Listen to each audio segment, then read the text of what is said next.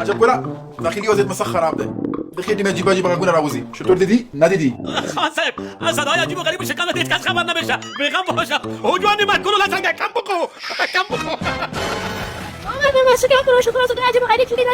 دوستای عزیز، راشد خان د چهار مشکل درنی شد. راشد خان زموږ ملي افتخار خو د تجارتي اعلانونو په خاطر ناسم استعمالېږي.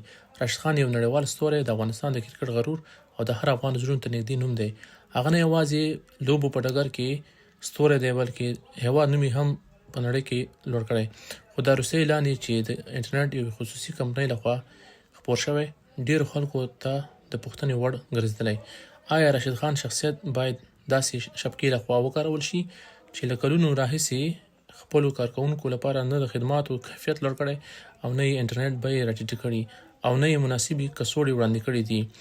د دې پر ځای چې ولس ته اسانتیاوې برابرې شي، اوس یو ملي ستوري له نومه بازار موندنه کوي.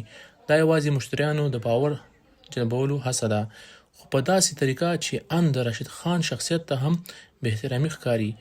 که فکر وکړو هند کې هم راشد خان په اعلانونو کې برخه اخیستې، خو هلته هیڅکله داسې بې ارزښته او سپک چلن نه دی ورسره شوی.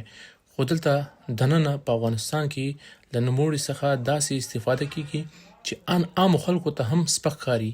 تاسو څه فکر کوئ؟ آیا دا ډول اعلانونه زموږ د قهرمانانو شخصیت ته زیان رسوي؟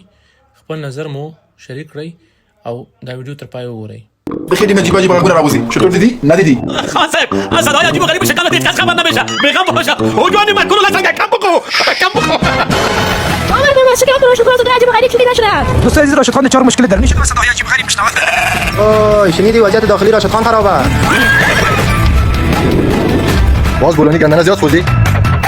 راشد خان که خیلی خرابه ده شده ریزنگ څخه بهر شو. بدون صدای عجیب غریب میشنوه.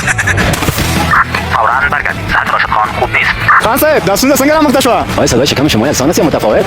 تو راتونکي لوبه کې لوبېږي او کنه؟ فعلا موږ د ځواب په تمه یو. خان صاحب صدای عجیب و غریب شکم هیچ کس خبر نمیشه شبکه دومره پیاوړې وي بیا دا خبر خو به خپل